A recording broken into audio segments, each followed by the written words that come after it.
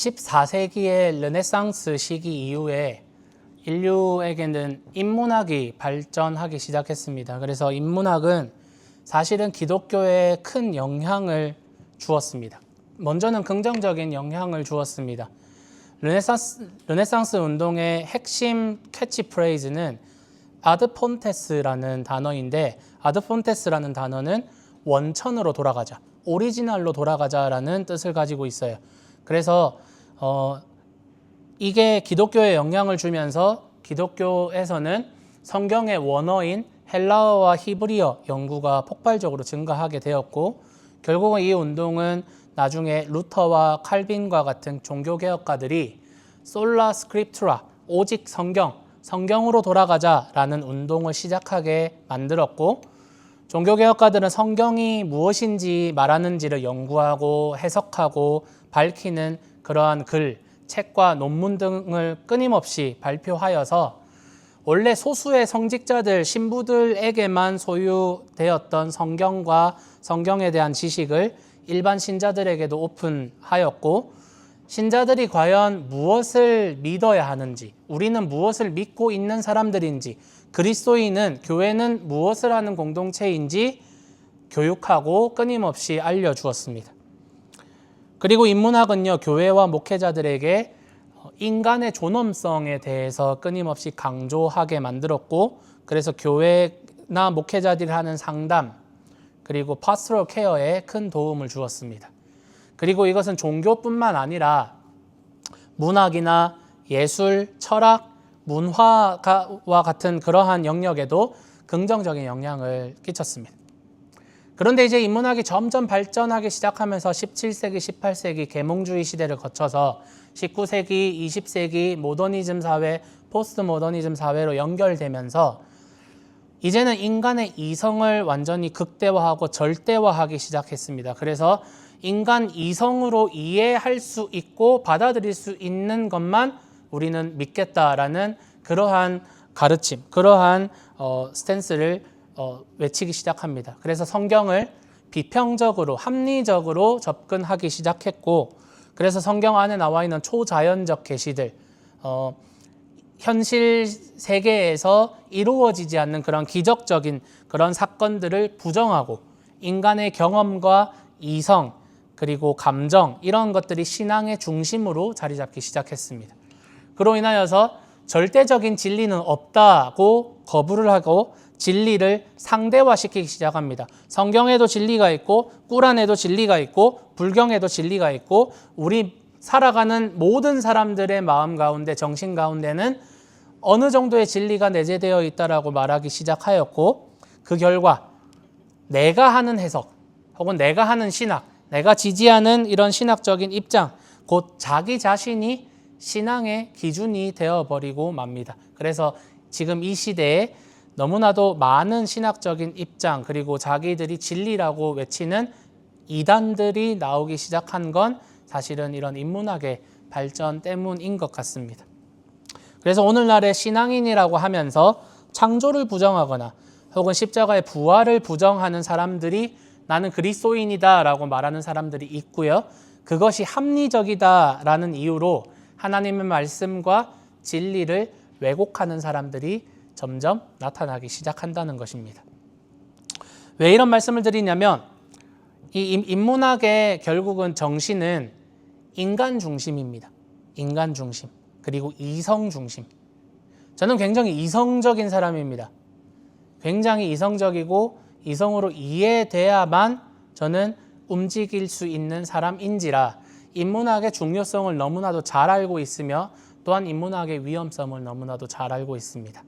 그런데 오늘부터 살펴볼 이제 사사기 후반부, 이제 삼손이 죽고 나서 어쩌면 사사기 말씀을 좀 깊게 읽어보지 않았던 사람들은 이 17장 이후의 말씀을 사실은 설교로도 성경 공부로도 접해보지 못한 분들이 많을 겁니다. 아주 생소한 말씀인데, 이 사사기 후반부의 말씀은 이스라엘의 엄청 암울하고 어두웠던 영적 상태를 말해주면서 하나님의 말씀이 아니라 사람이 자기 중심으로, 자기 소견에 옳은 대로, 내가 이것이 옳다, 내 마음이, 내 이성이, 내 생각이, 내 판단이 이것이 올바르다, 이것이 바르다라고 판단하고 행할 때 신앙생활마저도 그렇게 내 멋대로 디자인하고 내 멋대로 그렇게 맞추어 놓을 때 그것이 얼마나 위험한 일인가라는 것을 말해주는 오늘의 말씀입니다. 오늘 미가라는 사람을 둘러싼 삶의 모습을 여러분 우리가 살펴보고 우리의 신앙을 좀 점검해 보았으면 좋겠습니다. 우리의 신앙은 내 마음대로 내가 신앙의 모습을 그렇게 만들어 놓은 것은 아닌지 그렇게 점검하며 무엇이 그리스도를 믿는 사람다운 삶인지 무엇이 하나님 백성다운 삶인지 우리가 한번 우리 스스로를 점검하는 시간, 그래서 성령께서 여러분 가운데 주시는 지혜가 여러분 가운데 있기를 축복하며 소망합니다.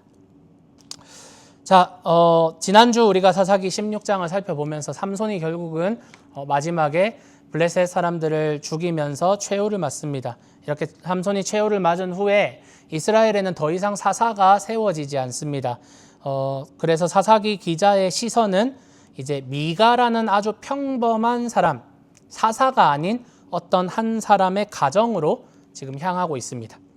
오늘 말씀의 스토리를 여러분 따라가면서 여러분 이렇게 한번 생각하고 연상을 해보십시오. 오늘 나오는 세 사람이 있습니다. 미가의 어머니가 나오고 미가가 나오고 이름 모를 한 레위인이 나오는데 이 세 사람이 얼마나 자기 멋대로의 신앙생활을 하고 있는지, 사실상 신앙인이 아니라 신앙생활이 아니라 우상숭배를 하고 있는지에 대해서 여러분이 좀 연결지어서 생각을 해보면 좋겠습니다. 오늘 말씀에서 미가의 어머니가 먼저 나옵니다. 이 미가의 어머니가 은 1100조각을 도둑 맞은 것처럼 보입니다. 그래서 그녀는요, 이 은을 훔쳐간 도둑을 두고 막 저주를 퍼붓습니다. 아마 망해버리라고, 가다가 앞으로 자빠져도 뒤통수가 깨져라, 뒤로 자빠져도 코가 깨져라, 뭐 그런 식으로 망해버리라고 막 했겠죠. 그런데 사실 이 도둑이 누구였나요? 아들 미가였습니다. 어머니가 매일같이 그렇게 저주를 퍼붓고 막 악한 소리를 하니까 미가의 마음에 이거 안 되겠다라는 생각이 들었겠죠. 그래서 마음이 불편해진 미가가 어머니를 찾아갑니다. 그래서 어머니에게 엄마, 그거 사실 나야, 내가 훔쳤어 라고 그렇게 이실직고합니다. 그러자 어머니는요, 완전히 태세를 전환합니다. 그래서 미가야, 네가 하나님께 복받기를 원한다 라는 그런 말을 합니다. 그러면서 이해하기 힘든 말을 하는데 3절 4절 말씀 한번 볼까요? 3절 4절 말씀에 이렇게 이야기합니다. 그는 은조각 1100개를 어머니에게 돌려드렸다. 어머니가 또 말했다. 이 은조각은 내가 거룩히 구별하여 여호와께 바치기로 했어. 내가 손대지 않을 거야.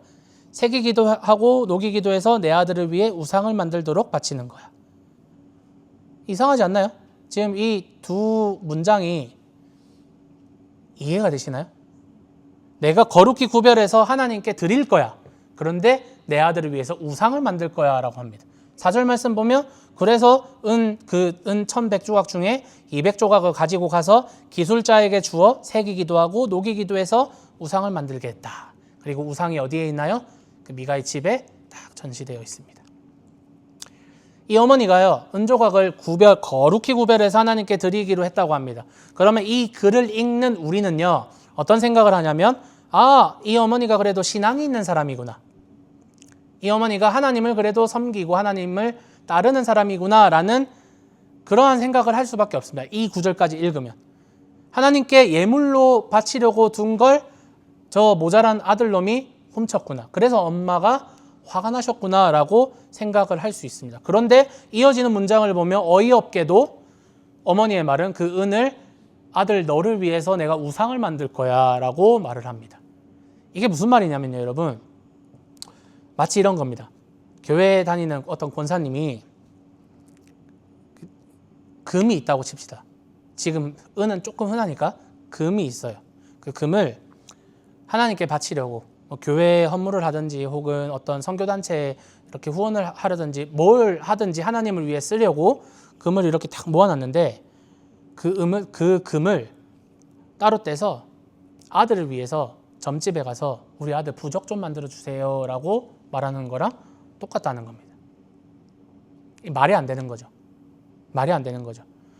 그런데 실제로는 1100개 중에 200개를 가지고 가서 실제로 우상을 만듭니다. 그래서 우상을 만드는데 오늘 말씀을 정확하게 한번 살펴보면 우상을 2개 만들어요.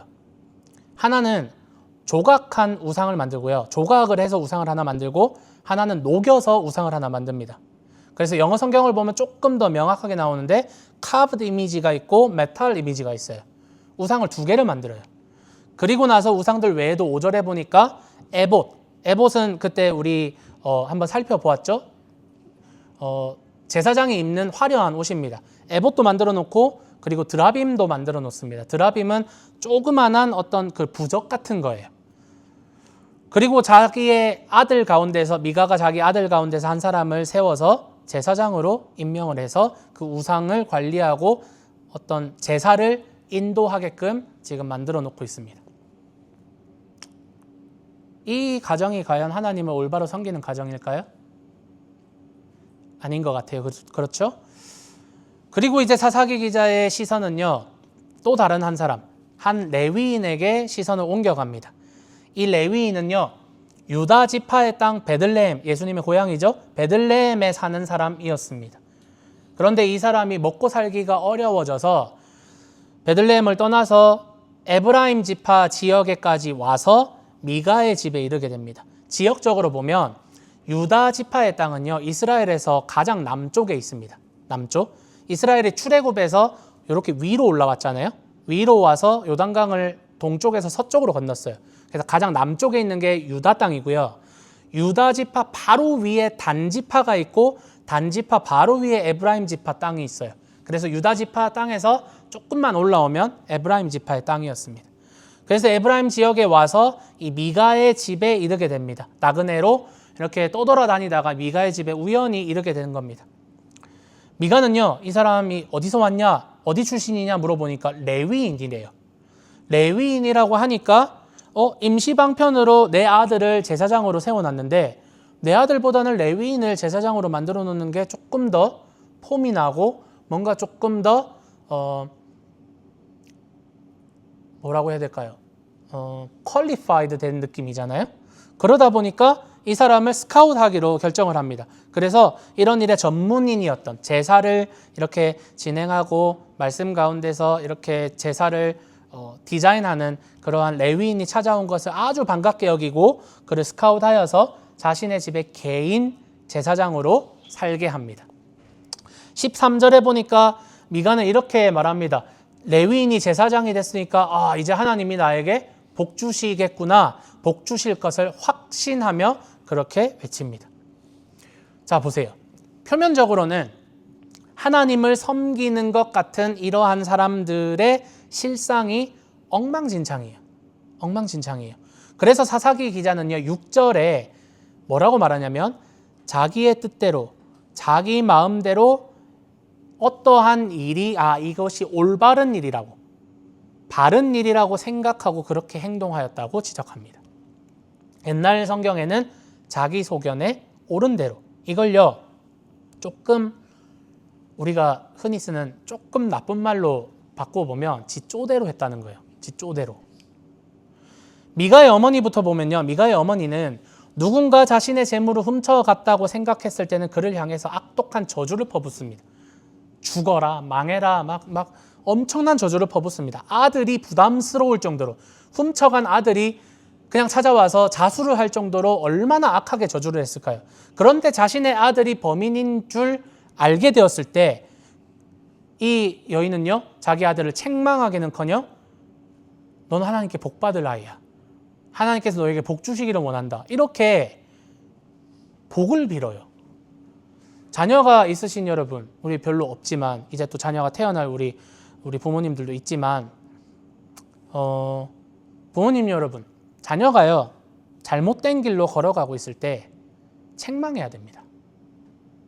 혼나야 됩니다.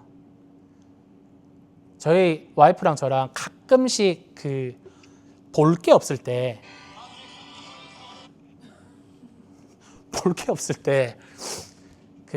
저거 보거든요. 금쪽이 보거든요. 금쪽이.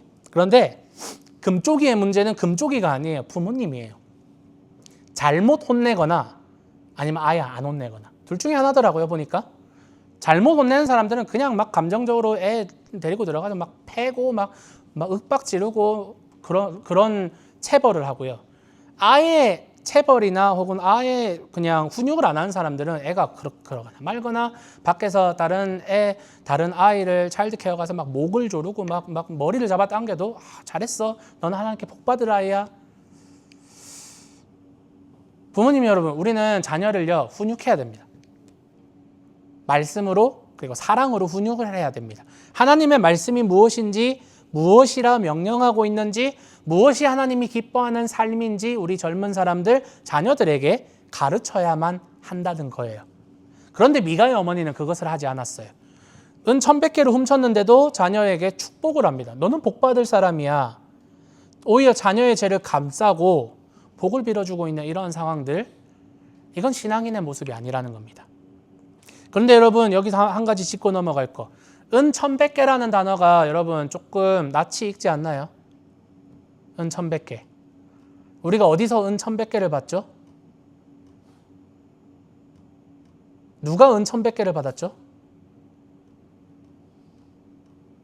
성경에 딱 2번 나오거든요. 은 1,100개라는 스페시픽한 숫자가 바로 앞에 16장에서 들릴라가 블레셋에게 받았던 그 돈이 은 1,100개씩 해서 5,500개였어요. 들릴라가 삼손의 약점을 블레셋 왕들에게 알려주고 받은 은이 1,100개씩이었죠. 사사기 기자가 무엇을 의도했는지는 침묵하고 있어요.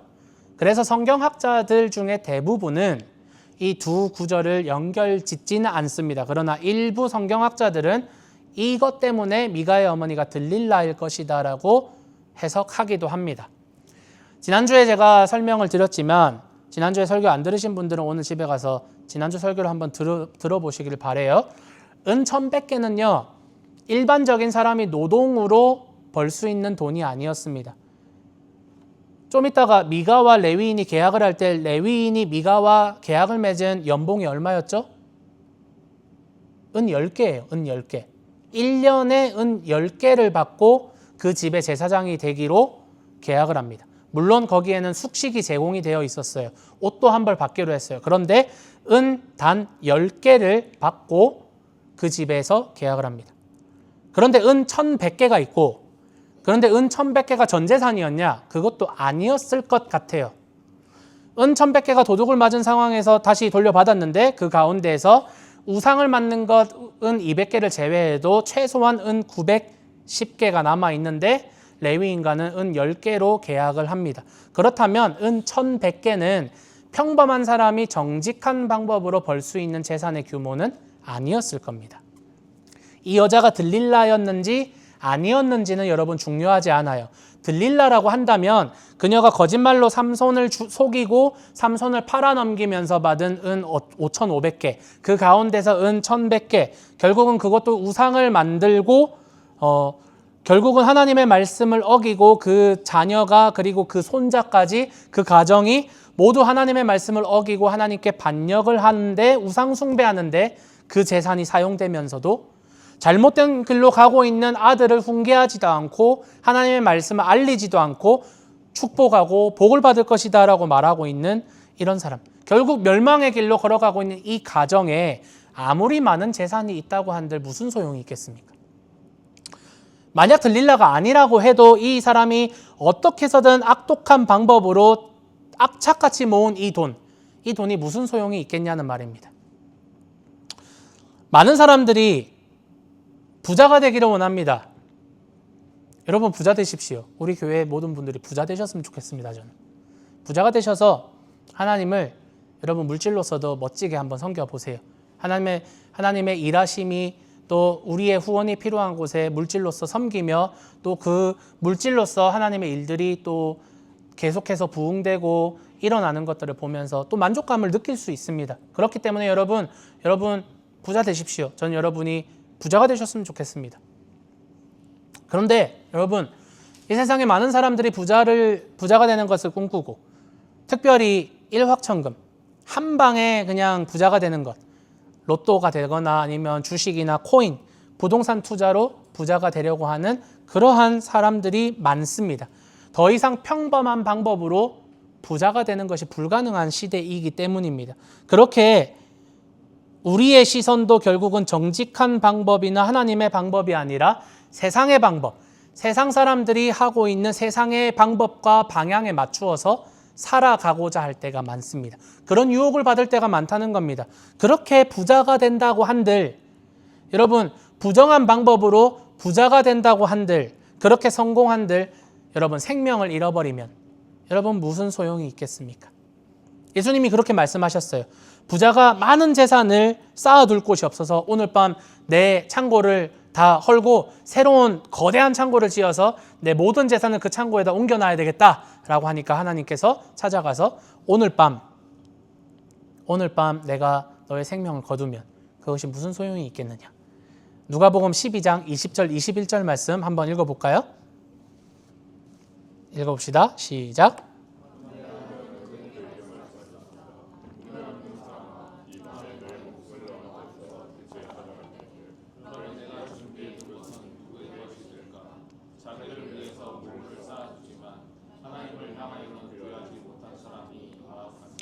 그 사람을 부자로 엄청난 재산을 누리고 어쩌면 이 사람은 부정한 방법으로 재산을 모았을 겁니다. 이 사람을 오늘 데려가시면 그것이 무슨 소용이 있겠냐고 예수님께서 비판하고 계시는 겁니다. 이 여인이 미가의 어머니가 들릴라라서 삼손을 팔아넘긴 악한 행동으로 이 재산을 만들었든 아니면 어떤 미상의 여인이 정직하지 못한 방법으로 이러한 재산을 축적했든 간에 그리스도인은 재물에 잡아먹히면 안 됩니다. 재물이 인생의 목적이나 우리 인생을 이끄는 힘이 되어서는 안 된다는 겁니다. 재물은, 돈은 우리의 도구가 되어야 합니다. 그래서 제가 여러분께 여러 번 말씀드렸는데 하나님을 믿고 사람을 사랑하고 돈을 이용하십시오. 그런데 많은 사람들이 사람을 믿고 돈을 사랑하고 하나님을 이용합니다. 다시 말씀드릴게요. 하나님을 믿고 사람을 사랑하고 돈을 이용해야 됩니다. 사람을 믿고 돈을 사랑하고 하나님을 이용하지 마십시오. 여러분께 권면드립니다. 돈을 이용하십시오. 그래서 저는 여러분이 정직함과 성실함이 하나님의 성품인 줄 알고 계시고 그렇게 깨닫기를 축복합니다. 만약 그렇다면 하나님을 닮은 우리에게 요구되는 일상의 모습은 정직함과 성실함입니다. 우리 교회에서 일과 그리스도 훈련을 하고 있습니다. 일과 직장 생활이 그리스도인에게 어떤 의미가 있는지 우리가 살펴보고 있는데 훈련을 하고 있는 여러분이 직장 생활 가운데에서 하나님이 주시는 소명, 하나님이 주시는 그러한 부르심을 깨닫고 그 일을 통해서 복음적으로 살아가며 복음으로 사람들을 또한 그리스도를 알려주며 복음을 전파하는 여러분의 삶이 되기를 예수님의 이름으로 축복합니다. 우리가 일과 돈에 있어서 그 일과 돈에 끌려다녀서는 안 됩니다. 우리가 그것을 잘 이용해야만 하는 겁니다. 자, 그렇다면 미가를 한번 봅시다. 미가도 사실상 신앙인이 아닌 것처럼 보여집니다. 우상을 만드는데 주저하지 않습니다. 우상을 만드는데 주저하지 않고 자신의 집에 개인 산당을 만들어 두고 거기에서 우상 숭배를 하고 있습니다. 그런 짓을 하면서도 하나님이 자기에게 반드시 복을 주실 것이라는 이상한 확신을 가지고 있습니다. 레위인도 마찬가지입니다, 여러분. 그는 먹고 사는 문제 때문에 자신이 섬겨야 하는 하나님이 아니라 우상을 섬기기로 결정을 합니다. 다른 사람들이 우상을 섬기는 데 자신이 영향을 줍니다. 율법적으로 레위인은요, 제사장이 될 수 없는 사람입니다. 조금 비유를 하자면 다르지만 레위인을 만약에 전도사로 보고 제사장을 목사로 본다면 태생적으로 레위인은 목사가 될 수 없는 사람이라는 겁니다. 물론 이것은 1대1로 완전히 비유적으로 말할 수는 없어요. 하지만 레위인이 제사장이 되어서 제사를 직접 인도하고 그 제물을 가져오면 죄인의 죄를 짐승에다가 트랜스퍼를 하고 그 제사를 막 지내는 그 과정을 레위인은 할 수가 없는 사람이에요. 레위인은요,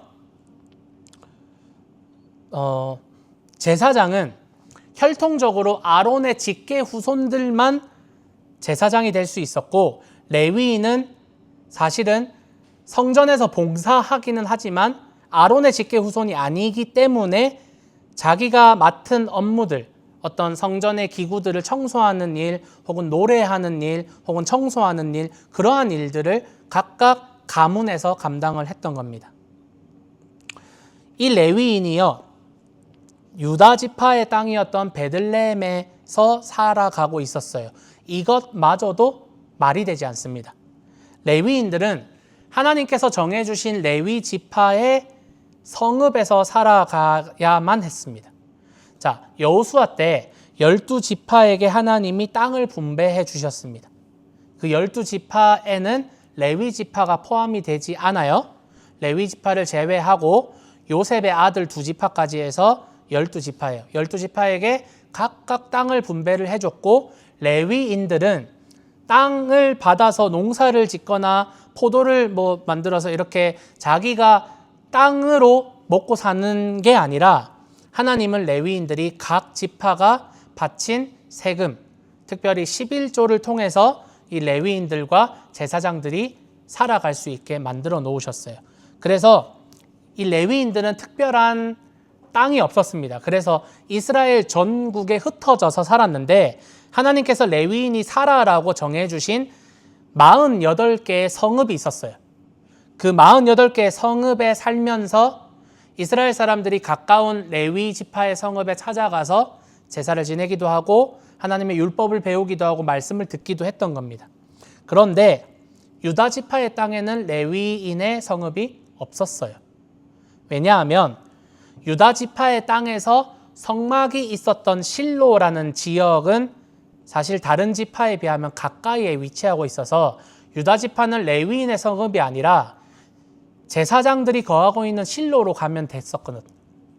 그래서 실로로 가서 제사를 지내고 제사장들과 함께 그렇게 제사를 지냈습니다. 그리고 나중에 성전이 지어질 예루살렘 또한 유다 지파의 땅에 있었기 때문에 유다 지파에는 굳이 레위인 지도자가 따로 성읍을 가지고 배치될 필요가 없었던 겁니다. 그러나 미스테리하게도 이 레위인은요, 유다 지파의 땅에, 거기서 베들레헴 땅에서 나그네로 지금 살고 있었다고 8절에서 이야기합니다. 이 말은 다시 해석하면요, 떠돌아다녔다라는 이 원어를 다시 해석하면 생계의 자리를 찾아, 먹을 것을 찾아 정착할 곳을 떠돌아다니다라는 뜻이 됩니다. 즉, 먹고 살기 위해서 떠돌아다니고 있었다라는 뜻입니다. 왜 이 레위인은 떠돌아다니고 있었을까요, 여러분? 왜 그랬을까요? 레위인과 제사장들은 말씀드린 것처럼 11조로, 다른 지파의 11조로 살아갈 수밖에 없었습니다. 그러나 이 시대에 이미 하나님이 정해주신 종교적인 그런 구조가 무너졌고 영적인 질서도 무너졌으며 레위인과 제사장 같은 영적 지도자들이 생계를 위해서 떠돌아야 하는 일이 빈번하게 벌어지고 있었던 겁니다. 레위인은 원래 받아야 할 11조 중에 자신의 몫을 받을 수 없는 그러한 시대에서 살고 있었고, 그로 인하여서 먹고 살기 어려워졌기 때문에 이 사람은 결국은 자신의 생계를 위해서 길을 떠나야만 했고, 결국은 레위 성읍이 없는 유다 지파의 땅을 떠돌아다니다가 유다와 가까운 에브라임 산지에서 미가의 집에 이르러 그곳에서 미가의 개인 제사장이 되기로 결정한 겁니다. 거기에 사실 레위인이 미가와 계약한 이 은 10개는요, 사실은 당시 시세에 못 미치는 연봉이었을 겁니다. 왜냐하면 창세기에서 요셉이 노예로 팔린 가격이 은 20개예요. 예수님이, 가룟 유다가 예수님을 팔았을 때 은 30개 팔았어요. 그러니까 연봉으로 은 10개는 그렇게 넉넉한 연봉이 아니었을 겁니다. 그러나 숙식을 제공해 주니 어떻게 해서든 잘 곳이 있고 먹을 것이 있으니 그냥 떠돌아다니면서 내가 구걸하는 것보다는 낫겠다라고 생각한 것입니다. 제사와 율법을 지키고 가르쳐야 하는 이 레위인으로서의 사명감보다 그냥 이 사람 집에서 내가 우상을 섬기고 제사를 지내주는 것이 그냥 내 인생에 더 낫겠다라고 생각한 겁니다. 이렇게 오늘 여러분 등장하는 미가의 어머니, 그리고 레위인은요, 지금 스스로가 각자가 옳다고 생각하는 일들을 하면서 그것이 신앙생활인 것처럼 사실은 종교생활을 하면서 하나님이 복을 주실 것이라고 착각하며 살아가고 있습니다. 그런 이들을 위해서 사사기 기자는 이렇게 평가합니다. 6절 말씀 한번 읽어볼까요? 시작.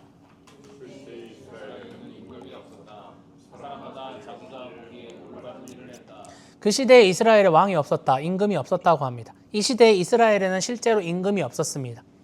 사사기에 나오는 많은 나라들, 이방 나라들을 보십시오. 모압, 가나안, 미디안, 블레셋 이런 나라들이, 이런 가나안 민족들이 이미 왕이 다스리는 왕정 시스템을 채택을 하고 왕이 다스리고 있습니다. 이 왕정 국가의 장점은 뭐냐면 강력한 왕권을 바탕으로 군주 체제를 가지고 있어서 권력이 중앙 집권적인 리더십을 가질 수밖에 없습니다. 왕과 왕 밑에 있는 신하들을 중심으로 권력이 집중이 됩니다. 그러다 보니까 흩어져서 살고 있었던 부족들을 하나로 묶어서 전쟁이나 정치나 행정과 같은 결정이 아주 쉽고 빠르게 지체 없이 이루어지는 장점이 있습니다. 왕이 의지를 가지고 내가 이스라엘을 쳐들어가야 되겠다라고 하면 전쟁 동원령을 가지고 모든 전쟁할 수 있는 사람들을 한 번에 모아서 빠르게 쳐들어갈 수 있는 그러한 장점이 있었던 겁니다. 그러나 이스라엘에는 왕이 없었습니다. 그러나 사사기 기자가 지금 지적하고 있는 왕이 없었다라는 것은 그런 의미가 아니에요. 이 말의 핵심은 그 말이 아닌 것 같습니다. 사실 사사기 기자는요, 이 사사기 17장 이후에 왕이 없기 때문에 라는 이 표현을 계속 사용합니다. 적어도 한 4번 정도는 계속 사용하는데 사사기 17장부터 큰 스토리가 2개가 진행이 됩니다. 이 2개가 스토리가 진행이 되는 동안 이 2개를 각각 여는 오프닝 멘트와 끝을 맺는 멘트를 모두 동일하게 그때 이스라엘에 왕이 없었다와 같은 패턴을 반복을 하고 있습니다. 오늘도 6절 말씀에 중간에 들어가긴 했지만 이제 18장의 마지막 끝을 맺는 이 미가의 스토리를 끝을 맺는 장면에서도 왕이 없었으므로 라고 나옵니다. 이것은 단순히 이스라엘의 정치 제도상 왕이 없었다라는 표현이라기보다는 이렇게 반복적으로 강조할 만한 다른 이유가 있다는 것이죠. 그게 뭐냐면 왕이 없는 게 아니라 이스라엘이 하나님을 왕으로 인정하지 않고 있다는 표현인 겁니다. 이러한 생각은요, 날이 갈수록 더욱 심해집니다. 그래서 사사기 이후에 사무엘 시대에는 이제 대놓고 하나님 우리에게 왕을 좀 주십시오. 사무엘 선지자님 우리에게 왕을 좀 주십시오라고 그냥 다이렉트하게 요구를 합니다. 그래서 그 요구에 사무엘은 너무나도 슬퍼합니다. 하나님이 왕이신데 어떻게 이런 요구를 할 수 있는가? 그때 하나님은 이런 말씀을 사무엘에게 주십니다. 사무엘상 8장 7절에 백성이 너에게 말한 소리를 모두 들어주어라. 그들이 버린 것은 네가 아니란다. 자신들의 위에 왕으로 있을 나를 버린 것이지. 하나님을 버린 것이라고 말하는 겁니다.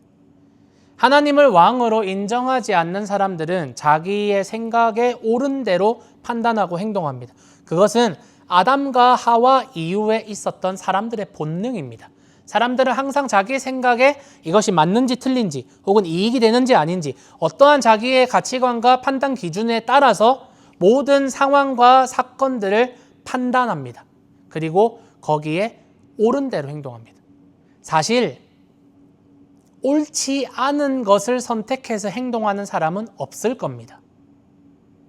그러면 갑자기 거리에서 스태빙을 하거나 막 소매치기를 하는 혹은 빈집털이를 하는 그런 사람들은 옳지 않은 것을 행동하는 게 아닌가요? 라고 질문할 수 있는데 아니에요.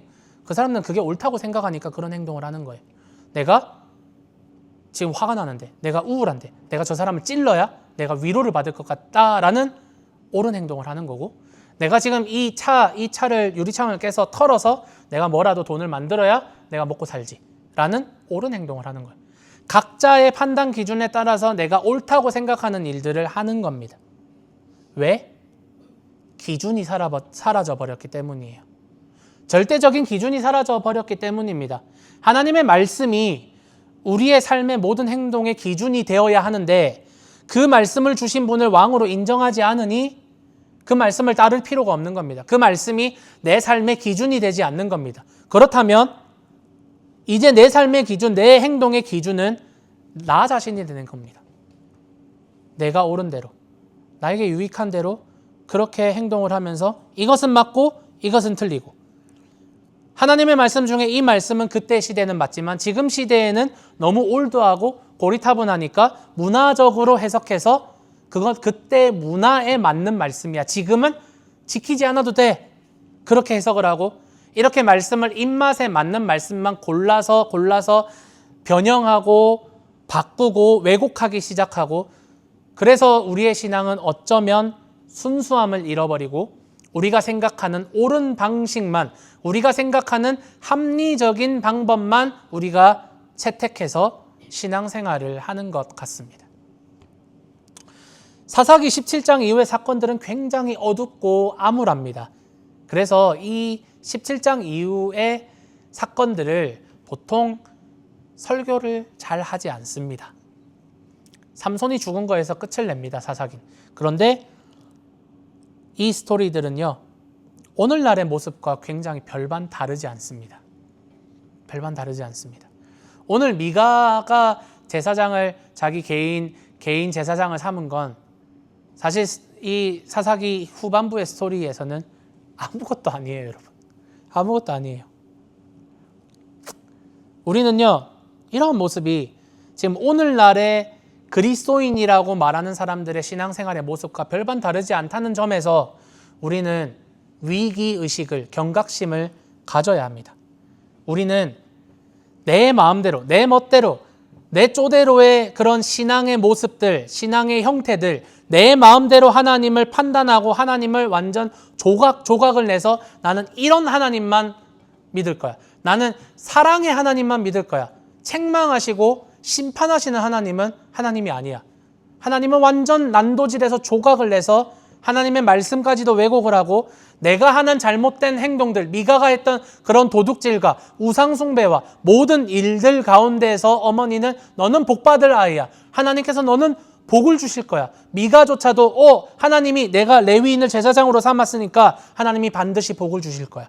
이러한 하나님을 내가 만들어 놓고 하나님이 아닌 하나님을 믿으면서 하나님은 복 주시고 나를 푸른 초장과 실만한 물가로 인도한다고 그렇게 착각을 하고 있는 겁니다. 그러나 예수님은 사람들에게 이렇게 말씀하십니다. 부름받은 사람은 많은데 택함받은 사람은 적다. 오늘날 많은 사람들이 교회로 부름을 받습니다. 오늘날 많은 사람들이 자기가 하나님으로부터 부름을 받았다고 말합니다. 그렇게 교회를 다니고 스스로를 그리스도인이라고 말을 하면서 그렇게 살아가지만 사실은 하나님을 믿지 않고 하나님을 경외하는 삶이 아니라, 예수님의 제자된 삶이 아니라 나의 생각과 나의 능력을 따라서 살아가는 사람들이 너무나도 많고, 내 마음대로 하나님의 말씀을 왜곡하고 내 마음대로 신앙생활의 모습을 바꾸고 왜곡하고 그렇게 내 입맛에 맞는 내 멋대로의 신앙생활의 모습을 그렇게 가지고 살아가면서 내가 예수님의 제자다, 그리스도인이라고 그렇게 위선적인 삶을 살아가는 사람들이 너무나도 많아지고, 오히려 예수님의 말씀처럼 이 땅에서 예수님의 제자답게 그렇게 하나의 미랄이 되려고 하는 사람들은 극히 적어지고 있고, 그런 교회도 극히 적어지고 있는 이 시대입니다. 다른 사람들이 아니라 여러분, 나 스스로를, 먼저 이지훈 목사, 저 스스로를 돌아보고 저희 교회를 돌아보아야만 합니다.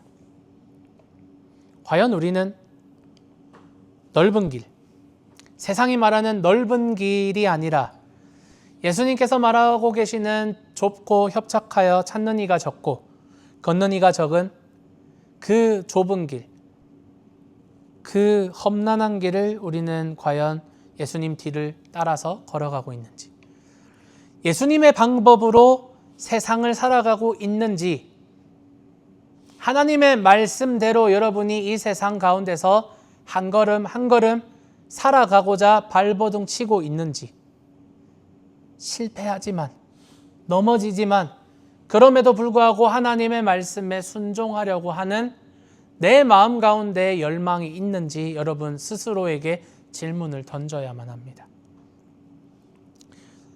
말씀을 읽고 묵상하며 신학을 하면서 저는 스스로 매우 보수적인 사람이라고 생각을 하고 있습니다.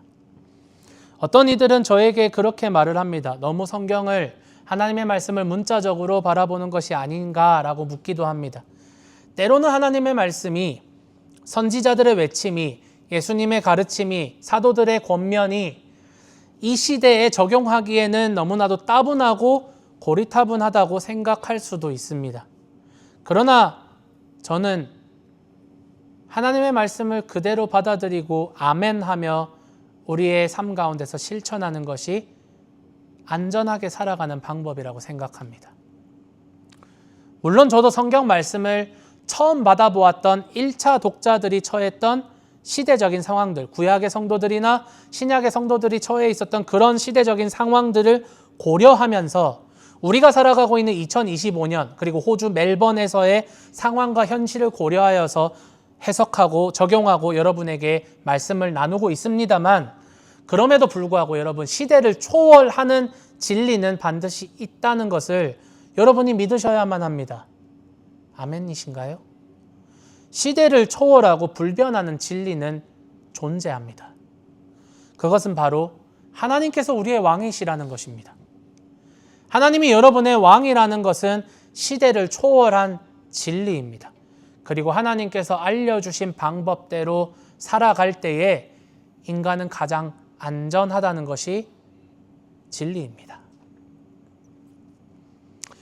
하나님을 위한다고 하면서 사실은 하나님의 방법대로 살지 않았던 사람들이 있었습니다. 하나님께 영광이라고 말을 하면서 안식일을 지키며 율법에 목을 매던 사람들이 있었습니다. 그러나 그 사람들은 하나님을 진정으로 왕으로 고백하지 않았고, 하나님의 사람들을 사랑하지 않았고, 하나님이 보내시는 메시아 예수님을 알아보지도 못했고, 그렇게 자신의 이름과 명성과 명예를 위해서만 살았던 사람들, 바로 예수님께 끊임없이 책망받았던 바리새인이라는 사람들이었습니다. 그들은 가증한 사람들이라 책망받았습니다. 혹시 우리에게 이러한 모습이 있지는 않습니까?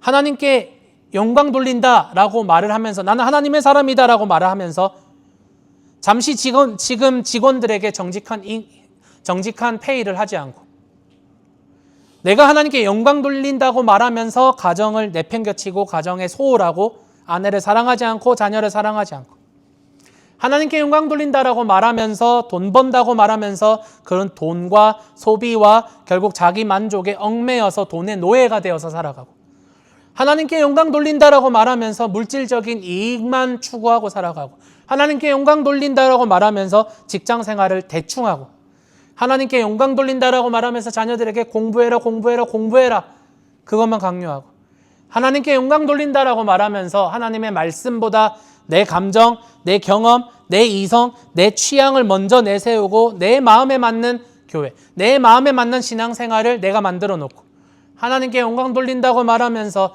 나만의 신앙 스타일, 나만의 신앙 루틴을 만들어 놓고 내 영역 안으로 아무도 들어오지 못하게 그렇게 만들어버리고, 하나님께 영광 돌린다고 말하면서 주의를 지키지 않고, 하나님께 영광 돌린다고 말하면서 말씀을 읽지 않고, 오히려 하나님께 영광 돌린다고 말하면서 말씀을 어기고, 그렇게 하나님께 영광 돌린다는 자기 만족과 위선 속에 살아가다가 하나님의 말씀이 아니라 내가 기준이 되고 내 멋대로의 신앙생활의 모습을 만들어 가다가 예수님으로부터 불법을 행하는 자야, 내가 너를 도무지 알지 못한다, 내게서 떠나가라, 그런 대답을 듣게 될지 누가 알겠습니까?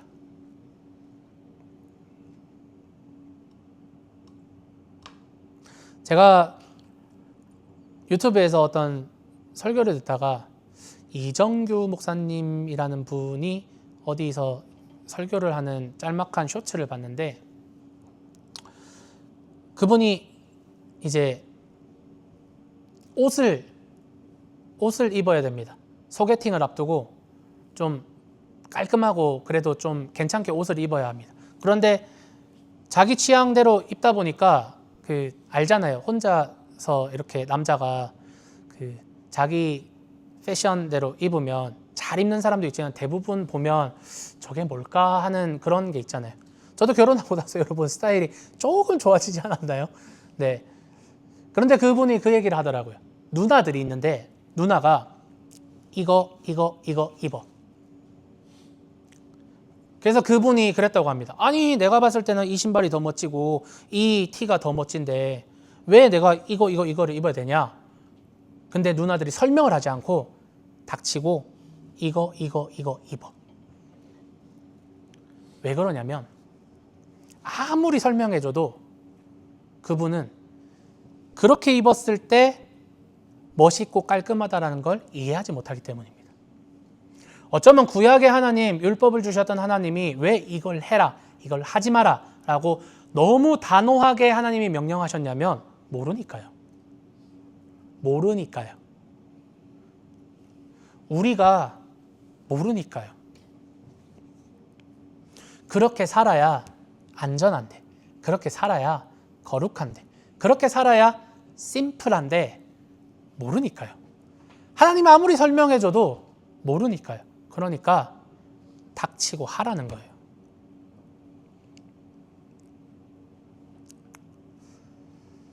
하나님의 말씀이 우리의 삶의 기준이 되었으면 좋겠습니다, 여러분. 물론 저는 그 율법을 복음적으로 다시 해서 예수님께서 우리를 율법에서 자유케 하셨습니다. 그래서 율법에 더 이상 멍에를 지지 않아도 됩니다. 그러나 그 율법에서 자유하면서 우리는 예수님의 뒤를 따라 예수님을 닮아가는 삶을 살아가야 합니다. 예수님께서 클리어하게 보여주신 예수 믿는 사람의 모습, 하나님의 사람들의 모습, 그 모습을 우리는 우리의 마음에 들지 않는다고 쳐내고 멋있는 것만, 내가 봤을 때 세상적으로 복받는 그러한 메시지만 나는 열렬하게 환영하고, 내가 손해보고 내가 지고 내가 죽어야 되는 그러한 말씀들은 철저하게 외면하는 모습을 가지고 있는 것 같습니다. 그러나 여러분, 하나님의 말씀이 여러분 삶의 기준이 되기를 소망합니다. 저는 오늘 했던 찬양의 고백 중에 이 가사가 울림이 있었던 것 같습니다. 어떤 가사가 있었냐면 So in faith I follow Jesus on the road not understood. On the road not understood. 내가 이해되지 않는 그 길 위에서 예수님을 따라서 믿음으로 걸어가는 삶. 때로는 이해되지 않습니다. 하나님 왜 인생을 이렇게 우리가 다 쉽고 빠른 길로 가는데 왜 미련한 방법을 우리가 사용해야 합니까? 왜 미련하게 이렇게 살아야 합니까? 이해되지 않는 그 순간에도 예수님은 그 이해되지 않는 십자가의 길을 걸어가셨던 것을 여러분 기억하십시오. 여러분의 삶의 모습이 예수님이 살아가셨던 그 모습, 예수님께서 말씀하셨던, 가르쳐 주셨던 그 말씀이 기준이 되기를 축복합니다. 우리 멋대로의 신앙의 모습에서 벗어나서 이제는 예수님의 모습으로, 예수님의 방법으로, 칼과 폭력으로 세상을 무찌른 것이 아니라 십자가의 사랑과 희생과 죽음과 부활로서 세상의 죄와 죽음을 이기신 예수님의 뒤를 겸손히 따라가는 우리 인앤아웃 성도님들이 되시기를 예수님의 이름으로 축복하고 소망합니다. 말씀을 정리하겠습니다. 사랑하는 성도 여러분, 지금 이 시대의 교회는 암흑천지가 되어가고 있습니다. 하나님을 왕으로 고백하는 사람들이 교회의 리더십이 되어서 이끄는 것이 아니라 목소리가 큰 사람, 능력이 많은 사람, 돈이 많은 사람들이 리더십이 되어서 교회를 이끌고 있어요. 모두가 행복하고 평안할 때, 교회에 아무 일이 없을 때는 문제가 없어 보입니다. 그러나 사탄은 아무도 모르게 은밀히 사람들의 마음을 미혹하고 교회와 성도의 삶을 무너뜨리려고 하고 있습니다. 오늘 미가와 미가의 어머니 그리고 레위인은요, 어쩌면 그 시대 그리고 오늘날 이 시대의 아주 평범한 사람들의 모습을 대표하는 것일 수 있습니다. 불법과 악한 행위로 재산을 모은 사람, 하나님이 누구신지도 모른 채 우상을 만들어서 그것이 하나님이라고 착각하며 살아가는 사람. 악한 행위가 무엇인지 하나님의 말씀을 근거하여서 판단하지 못하고 그 악한 행위조차 하나님께서 나에게 복 내려주실 거라고 착각하는 사람. 먹고 살 문제 앞에서 하나님이 주신 사명을 내팽개치는 사람. 그러나 이런 평범한 사람들이 흩어져 있을 때 아무런 일도 일어나지 않는 것처럼 보입니다. 그러나 이 사람들이 모일 때, 한 곳에서 모일 때, 교회라는 공동체에서 이렇게 뒤틀린 사람들이 모일 때 죄는 더욱 커지고 더욱더 많은 사람들에게 영향을 미칩니다. 여러분, 혹 우리 공동체는 이런 죄가 모여서 죄가 확장되고 커지는 공동체가 아닌가 늘 조심하며 점검해야만 합니다. 이 말은 여러분, 죄 있는 사람은 우리 교회에 오지 말라라는 뜻이 아닙니다. 먼저 우리 스스로가, 우리 개개인이, 우리 공동체가 하나님 앞에 이런 죄가 없는지 점검하고 하나님께 고백해야 합니다. 하나님, 나에게 이런 죄가 있었습니다. 하나님, 내가 하나님을 오해하였습니다. 하나님, 내가 좋아하는 하나님의 모습만 만들어 놓고 하나님인 줄 섬겼습니다. 그렇게 우리의 죄를 고백해야 합니다. 그러면 하나님은 의롭고 자비로운 분이셔서 여러분이 고백하는 모든 죄악들을 용서해 주시는 사랑의 하나님이십니다. 그래서 죄인들이 모여서 죄가 더욱더 커지는 공동체가 아니라 죄인이 모였지만 죄가 씻어지고 죄에서 돌이키는 사람들이 늘어나며 죄에서 자유케 되었다라는 고백이 나오는 그런 공동체, 그리스도의 사랑으로 죄인들을 환영해주며 끌어안아주며 하지만 기도하고 권면하며 함께 예수님을 닮아가려고 노력하는 공동체, 그런 공동체 우리 교회가 되기를, 그리고 그런 작은 한 사람 한 사람이 여러분 한 사람 한 사람이 되기를 예수님의 이름으로 축복하고 소망합니다.